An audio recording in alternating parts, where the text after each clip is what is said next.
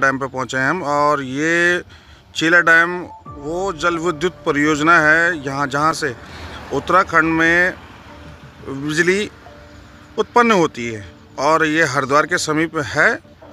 और ये वही चर्चित जगह है जहाँ पर कि इसके क्षेत्र के आसपास ही कहीं पर जो ये नहर आ रही है, तो इसी पे कहीं अंकिता भंडारी जो मर्डर हुआ था और इसी वजह से जो पुलकित आर्य और जो अन्य 2 आरोपी हैं वो जेल की सज़ा काट रहे हैं और उन पर जो मुकदमा चल रहा है वो कोटद्वार की एडीजे कोर्ट में चल रहा है।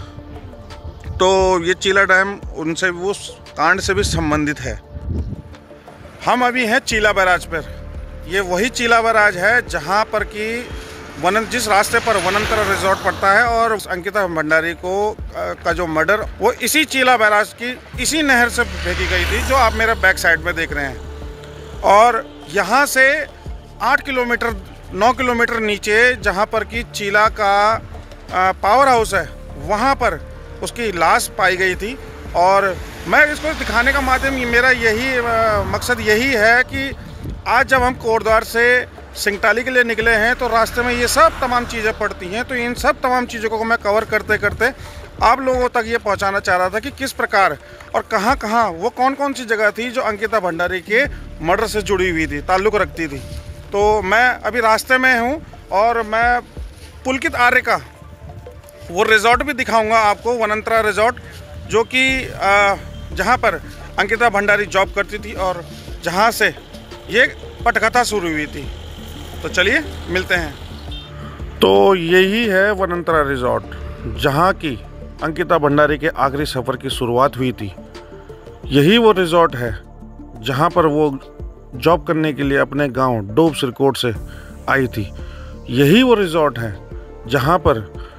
जहाँ के मालिक पुलकित आर्य ने वीआईपी ट्रीटमेंट के लिए उस पर दबाव बनाया था।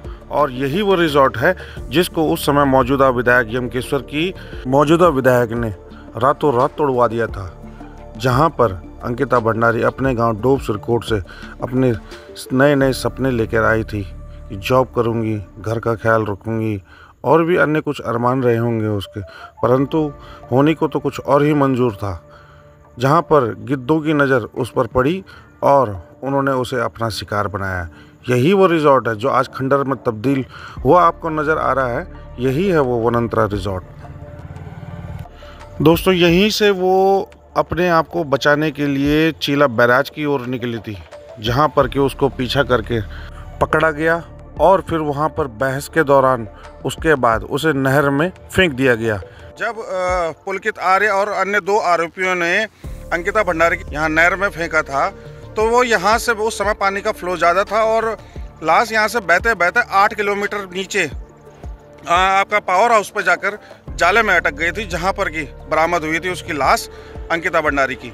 और देखिए कि किस प्रकार यहाँ पर हम आपको दिखाने की कोशिश कर रहे हैं कि जैसे जंगल है, जिस प्रकार यहाँ आबादी कम है, यहाँ पर रिजॉर्ट वगैरह बने हैं और किसी प्रकार से कभी भी ऐसी अन्य कितनी घटनाएं हुई होंगी परंतु जिनका अभी तक पता नहीं चल पाया है।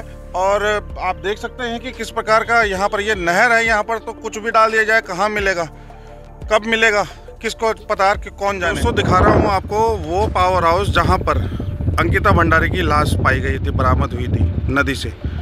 जो नदी ये जीवनदायिनी गंगा नदी है, ये खेतों को भी सींचती है और यहाँ से इसके पानी से यहाँ पर ये जो चीला डैम है जल विद्युत उत्पादन भी किया जाता है। और इसी चीला डैम में एक लड़की जो अपने सपनों को लेकर यहाँ जॉब करने, नौकरी करने के लिए आई थी वनंतरा रिज़ॉर्ट में, और उस वनंतरा रिज़ॉर्ट से 8 किलोमीटर दूर पानी के अंदर उसकी लाश मिलती है।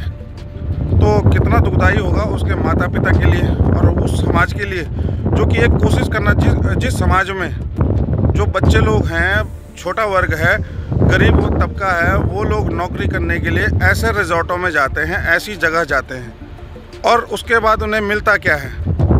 देखिए कितने दुख की बात है कि 2.5 साल हो चुके हैं इस हत्याकांड को और अभी तक उसके माँ बाप लोग चप्पलें घिस घिस कर कोटद्वार आते हैं पौड़ी से, अपने गांव डोब सिरकोट से, और यहाँ पर कोटद्वार आकर वो कोटद्वार एडीजे कोर्ट में जो उनकी बेटी का हत्याकांड का केस चल रहा है, कितना गंभीर विषय और कैसे अब आने वाला भविष्य, आने वाले बच्चे किस प्रकार माँ बाप अपने बच्चों को भेजेंगे ऐसी जगह पर, खास करके जो गरीब तबका है और लड़की वर्ग है जो। तो दोस्तों, बहुत दुखदाई ये कहानी, और हम तो चाहते हैं कि जल्द से जल्द इस मामले में फ़ैसला हो और उनके माँ बाप को उनकी बेटी का न्याय मिले, जिसकी आत्मा अभी तक इसी चीला बैराज में मेरे ख्याल से अभी तक भटक रही है अपने न्याय के लिए।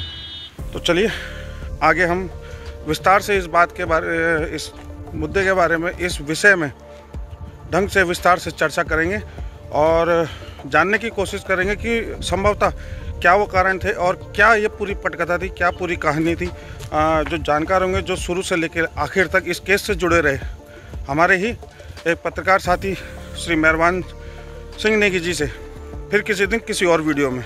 तो चलिए दोस्तों, मुलाकात होती है फिर दोबारा किसी और वीडियो में।